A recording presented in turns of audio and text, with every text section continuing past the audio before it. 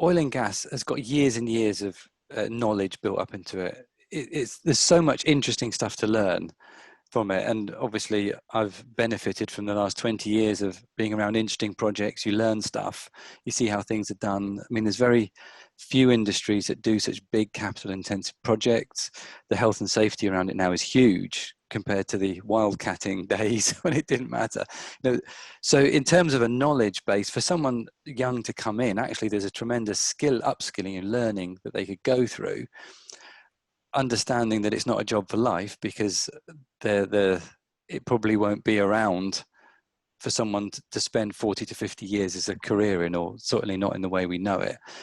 But nonetheless, I think you could learn a lot from coming into the industry, because there's just so much established knowledge, and there's all these people who've been in it for years who could teach folks stuff. But if we don't attract the young people in, there's no one to pass that knowledge on to, or to take it elsewhere, particularly thinking just selfishly in the UK.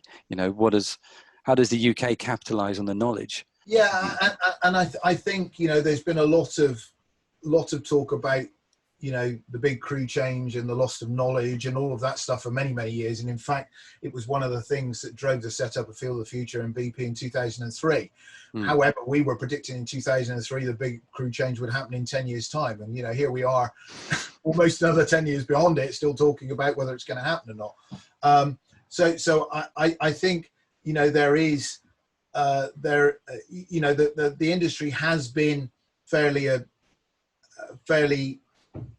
good at retaining some of that knowledge. Some companies have extended retirement dates and put American companies I know have said, okay, you never have to come into the office. You can work 3 days a week. You're on the phone. You're on call.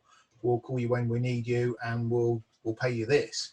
And that can actually be a pretty nice way to slide into retirement for some people and still retain the knowledge. So it's a bit of a different approach than we'd have in this country. Per se, I think yes, absolutely. There's still opportunities in the industry. It's still a very interesting career, and I think there is a difference between where you are in the world on this. It may not be popular to be a petroleum or a production engineer or an operations engineer in oil and gas in Canada or North America or Europe, but if you go to Azerbaijan or you go to Malaysia or you go to these, it's still one of the jobs to get. So when people say we have a shortage of engineers, well, we might have a shortage of engineers in some parts of the world, but actually globally, I'm not sure that's true.